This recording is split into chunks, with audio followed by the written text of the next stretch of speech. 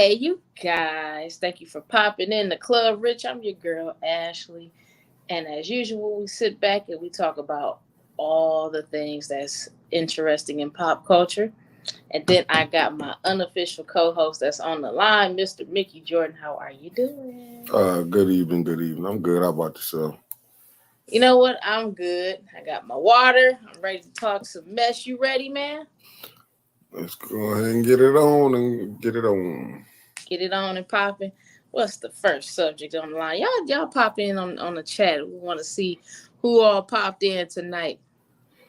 Oh, okay. So we're gonna spice it up already, good and early. So Shannon Sharp, the host of Club Shay Shay, he has a after show, a chat that he does with Chad Ochocinco, and the other night they were discussing the Super Bowl. So of course, Taylor Swift, she goes with one of the guys that's heading to the Super Bowl, and they just kind of had like a discussion. Basically, do you think that if it was Beyonce that was going with one of the guys on the team, would the buzz be as big? Because I've been seeing some of the games, and they keep showing Taylor Swift dancing, swag surfing, all that kind of stuff during the football games, which I think is just so inappropriate because they really, to a certain degree, make the games all about her, and she's not supposed to be the focus at all. But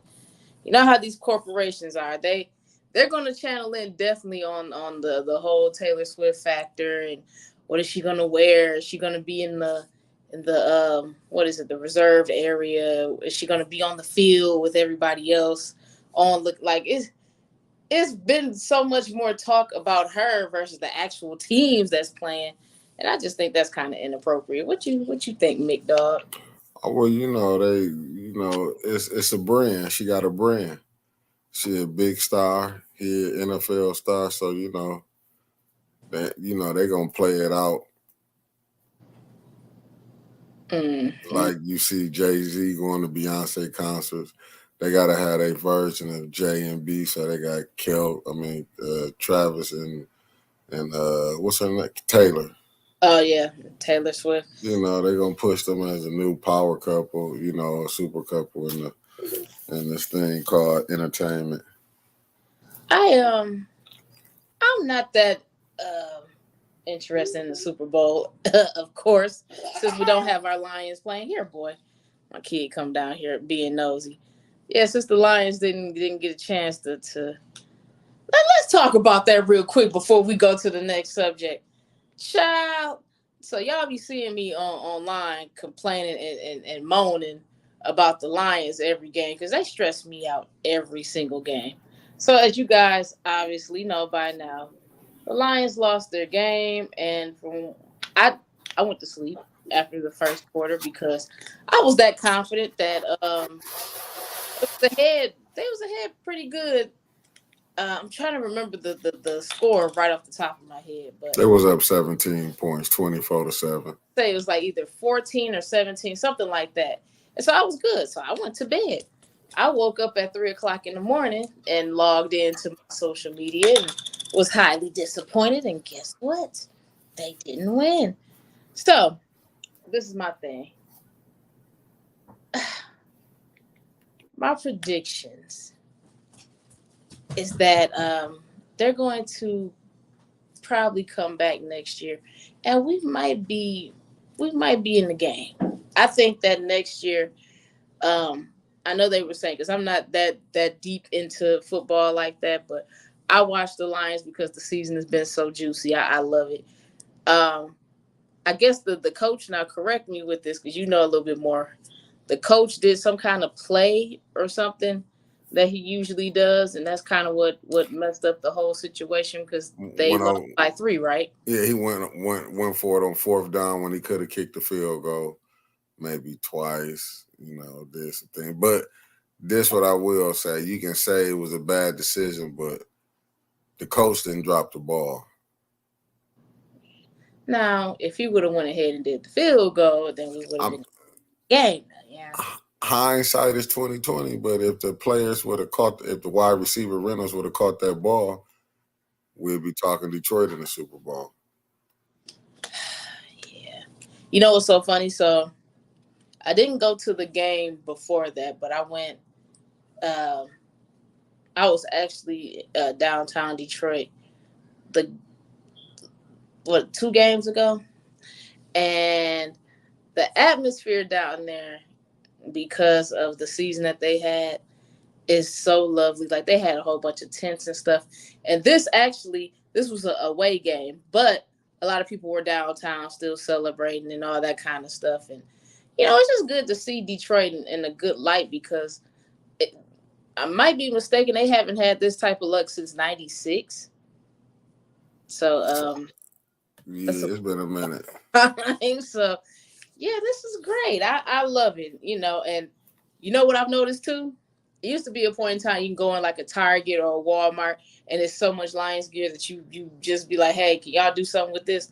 Now, when you go in these stores, the section with the Lions gear is just about empty now. So with that being said, the prices on the gear have went up, like skyrocketed. Like a t-shirt, I remember just a regular plain t-shirt with like a Lions design would run you about $10 at the most. Child, I done seen it for 20 plus now. And I'm like, okay. Now I seen the sweatshirts, they're like 30, $40 now when they were never that expensive. So I'm glad to see that, the Lions are a hot commodity now because it's been a long time coming. But anyways, what's the next subject on the list, Mick Dog? Ooh, child. All right, y'all. I'm gonna brief some of y'all old folks that's in the chat because I know I got a couple church folks that be peeping in, and they be like, "Girl, you be breaking down the tea a little bit." So look, anybody that's familiar with music, you have Nicki Minaj and you have Megan Thee Stallion. Megan Thee Stallion has been a popular figure for I say the last 4 years, 5 maybe, less than 10. You got Nicki Minaj. She's been around for, I would say, about a good 15 years solid, maybe longer than that. I'm not counting. Um, Basically, they have some kind of beef that allegedly started with Megan having some music that she did with Cardi B, which is another artist that's been around for the last 6 or 7 years, something like that. And Cardi B has a existing beef with Nicki Minaj. So it's kind of like basically she just caught a stray. So this had to happen within the last 3 years because Nicki and Megan actually have music together. Um, they had a song that came out maybe about 3 years ago, probably less than that. So, anyways, Megan comes out with the song earlier this week, addressing some folks, and obviously it was addressing Nicki and the bullying that she's been doing and all that kind of stuff. So, Nicki and Nicki Fashion had a diss song in return. She said some, in my opinion, some real disrespectful and just nasty things that it went beyond like dissing somebody. She basically, one of the nastiest things that she said was that Megan needed to apologize to her dead mama and dig her up and apologize. That's really what she said. And yeah, it was just a little bit much. So with all that riffraff that's been going on this week, the latest headline, and that's actually not the latest because I got another scoop that just happened not too long ago. Long story short, y'all know how the Barbs is. Nicki Minaj has the weirdest fans I've ever met in my life. They came up with a plan to go to the cemetery that Megan's mother is buried at, and I guess they wanted to dig her up. I don't know what the whole plan was, but obviously that's what it is. And the cemetery actually had to beef up their security. I don't know how long they're going to do that, but yeah, they had to beef up the security for the actual cemetery. And then the latest is that a fan of Cardi B's has actually released the final resting place of Nicki Minaj's father that recently passed. And so I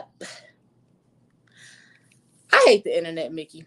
I really hate the internet sometimes. Sometimes you can use it for some good, but what's your thoughts? I really ain't watch. I mean, really tap into that, but it's a gift and a curse. It's terrible with this. With when people into it, they take it this far. I feel like that from what you said, it's disgusting.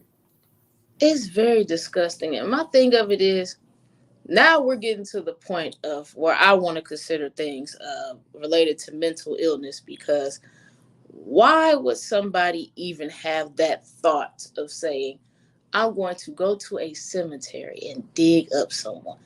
Do you know how much effort that takes, for one, to dig someone up? The two, who would want to see that anyways? Like, what would you get out of it? That's so disgusting to me. That's too much for me. But on the flip side, y'all, the music, I would say, personal opinion, um, Megan's music was a very, very good quality. This song, um, she said some low blows, but they weren't that low where it was just like, oh my god, how dare you? Um, Nikki stated that she had 4 songs in the chamber, which kind of, it makes me think that she wanted to bait Megan into having a beef with her, because who sits around with 4 existing songs to get back at somebody? So you know how you have that friend that you fall out with, and that friend tells somebody all your business, so it almost seems like that person was never your friend. They was just collecting information about you to kind of spread around when stuff went sour. That's how I feel Nikki is. She has so many existing problems with, if you really want to be honest, just about any music artist that's not catering to her, sucking up to her. She's not she's not with it. She feels like everybody is supposed to bow down, all hail the queen and all that kind of stuff. And when she faces a person that has their own personality, their own way of functioning, she's not with it, and that's when the beef starts. We can go down the list. But best of luck to Megan. I love how she's taking this approach. She really hasn't responded back to Nikki. She's been charting really good, which is awesome. And she actually just announced that she will be on tour this year. So I'm looking forward to going to that, because I love me some Megan Thee Stallion. So what's next on the list, Mickey Dog?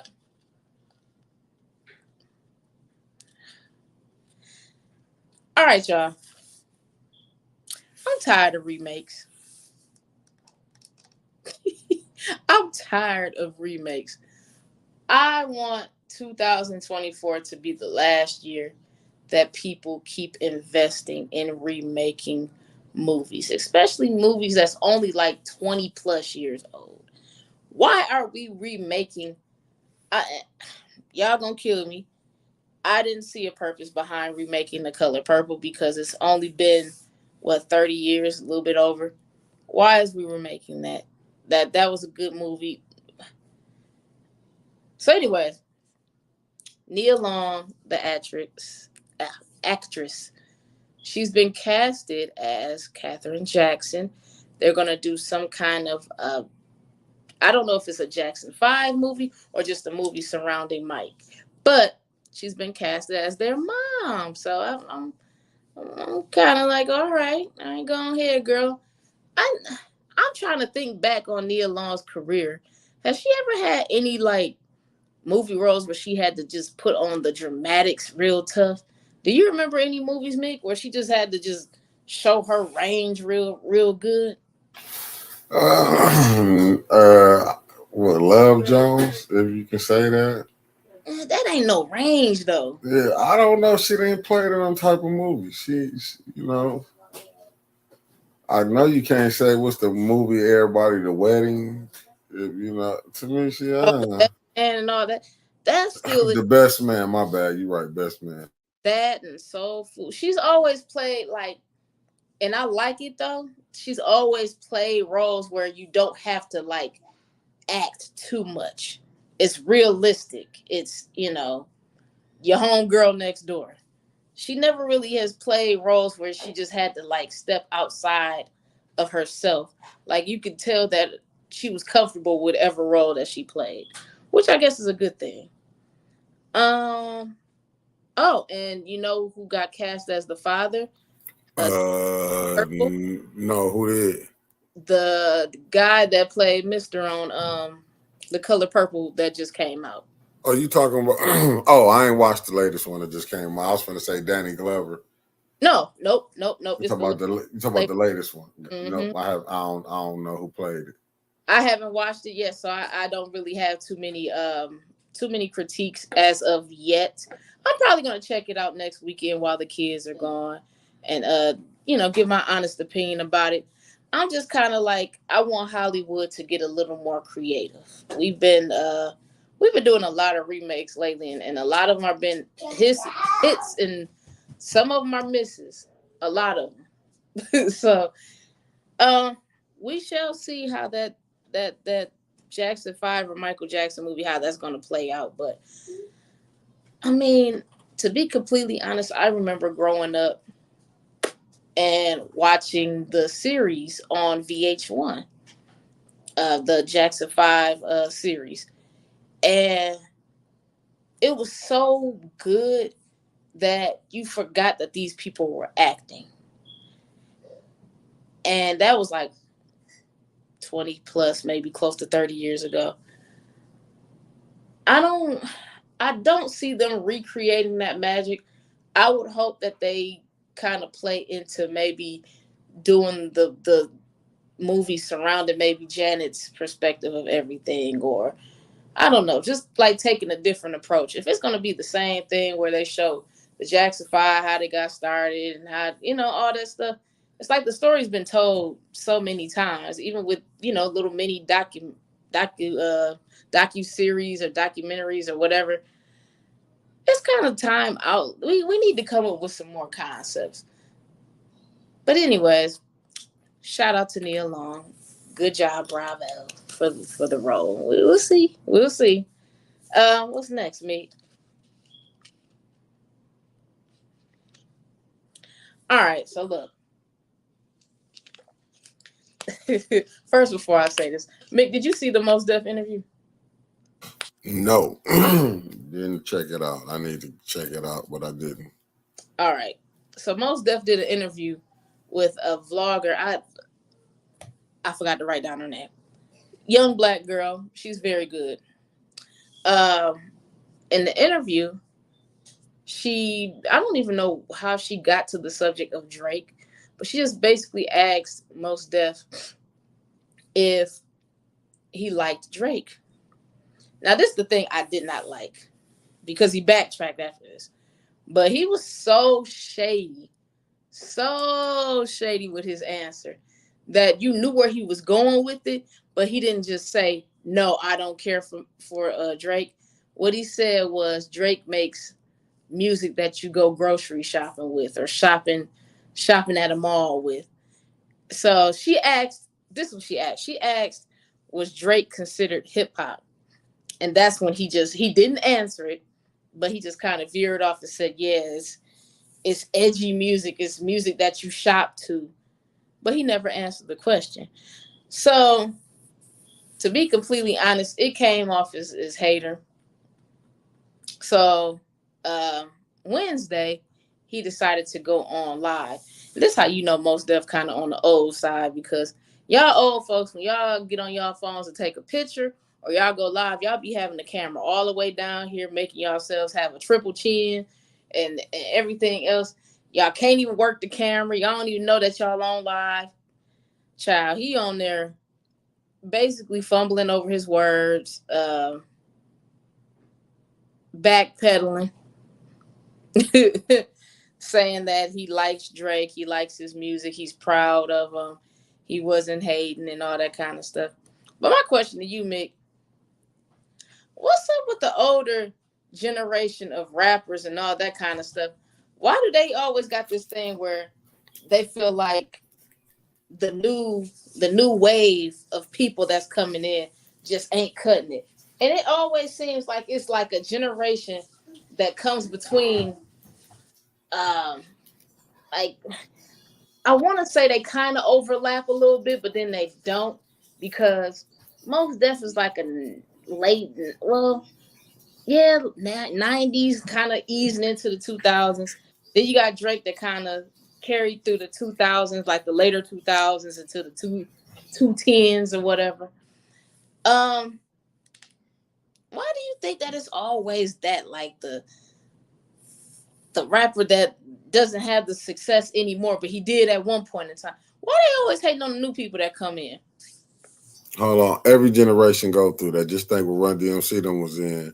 When Snoop them came, they was young. The rappers before them was looking at them. Wow, Uh-oh.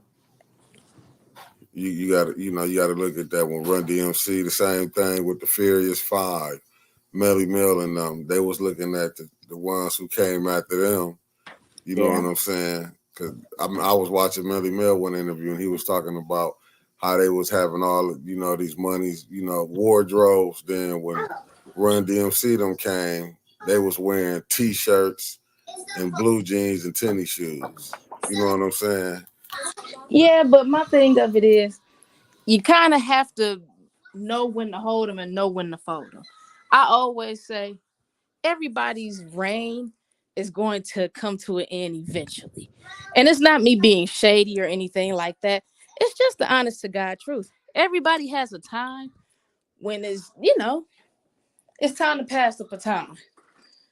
And most definitely, we've seen the greatest of music when it comes to him. And then he's changed genres. I can't think of the child's name now because he don't call himself that no more. Um, I just think it's just interesting because this is not the first person that's kind of had their words about Drake, and usually it's older people.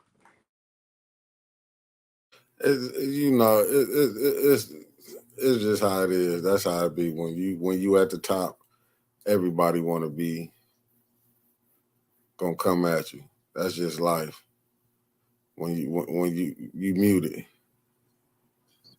Oh, Yeah, when you at the top, everybody gonna want to come at you. You just got to take the bitter with the sweet.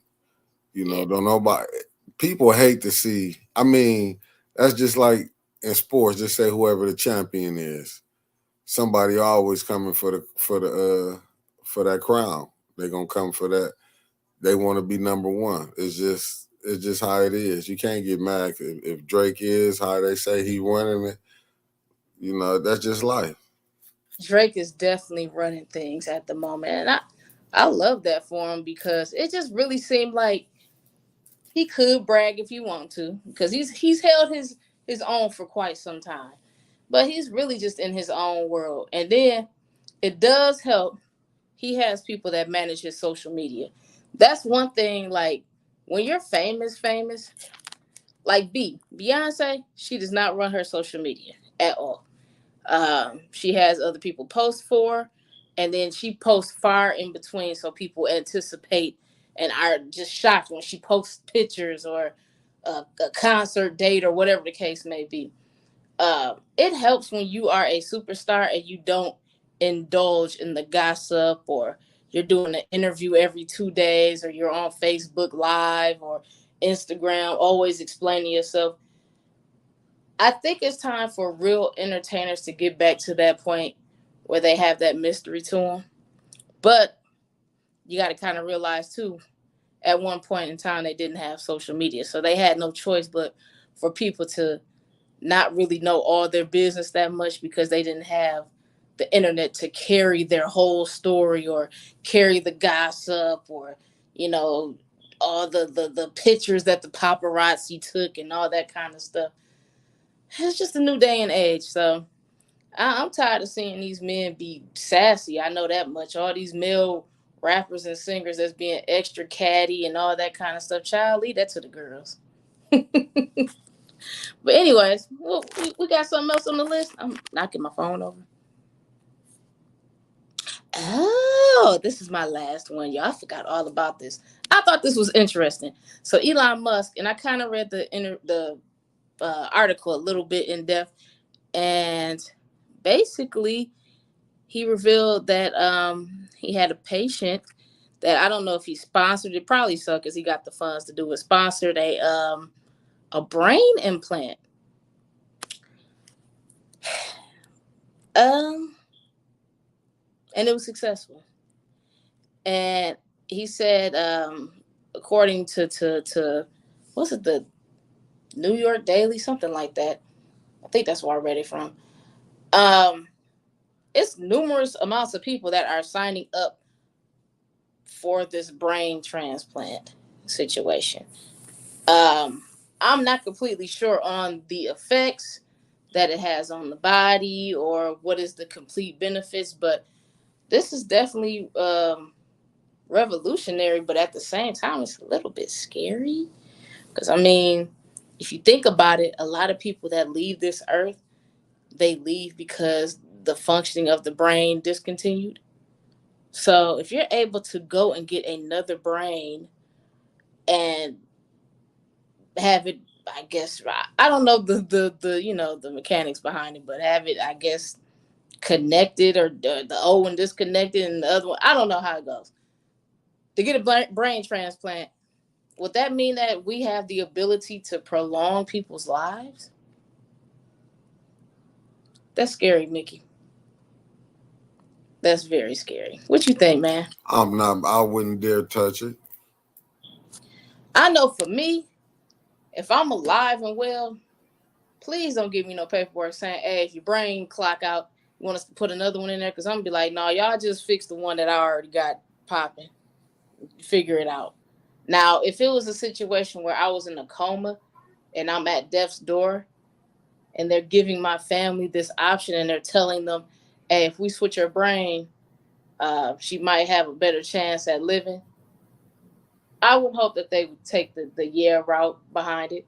But at this point in time, they're still testing the idea. It's hella expensive. So it ain't like it's going to be, you're going to go to Hurley tomorrow and they give you the option. So it's just, it's weird. That Elon Musk guy, he's dangerous. He's definitely dangerous to the culture because he's bringing forth things that we never knew existed. And it kind of makes me wonder how many things in life could be cured or fixed if you had a couple dollars. Don't that make you think, Mick? Mm-mm. A brain transplant. That's crazy. So you said Wouldn't touch it. Yeah, I would say it would have to be definitely a life or death situation, but I would think that would be a last resort. Like if I'm already in bad shape and my parents or whoever they're given that option and they're saying that the possibility of recovery is greater than what it is right at that moment. Okay, let's talk about it. But I don't know. I don't know. It's weird. It's very weird. And you know what I was thinking too? You know how they give you the option of putting a donor or not on your license and all that kind of stuff. Mm-hmm. It make you wonder. So, say I got in an accident, God forbid, knock on wood, but I pass. I have all these limbs or whatever, or whatnot. What's to say that they wouldn't kind of be a little passive on the resuscitation stuff because, oh, well, she got some things we could use on somebody else. I always thought about that too. Like maybe the care is not as great because they know I'm a donor. Y'all be thinking too hard sometimes. But anyways, what you got going on for the weekend, Mick? Oh, me just gonna stay back chilling and trying to put some more great content out. Y'all been doing a heck of a job. I know y'all stressed out, but shout out to the crew. Y'all keep doing what y'all do. Um, Great things will come from it. You just got to keep pushing, Mick. Just got to keep pushing, keep pushing, keep pushing. So, Oh, for sure. I'm gonna keep my foot on the gas. got to keep your foot on the gas. So we got Miss Tanya Burns that's popping in tomorrow. Are we correct? At yes, 10 a.m. 10 flipping a.m. Y'all better tune in. Very informative. and good information that she gives to the community. So y'all better start tuning in. Shoot, I'll be half asleep on my Saturdays, but I definitely always tune in. And if I don't have a chance to tune in, guess what, you guys? We have our YouTube. Go and catch the reruns. We got so much content on there. Y'all better sit up with a cup of coffee and go through. I don't even know how many videos I've seen on there. Because I was just being nosy one day and was trying to like see how many videos. It's a million of them, I'll tell you that much. So yeah, go back through and you know, and don't forget to share and like. So anyways, I'm about to get up out of here. I got a sick kid as usual. When don't I have a sick kid? About to go ahead and lay it on down and enjoy my weekend. Thank y'all for tuning in, and I'll see y'all the same time next week. I'll be here, God willing. I will be here. Peace.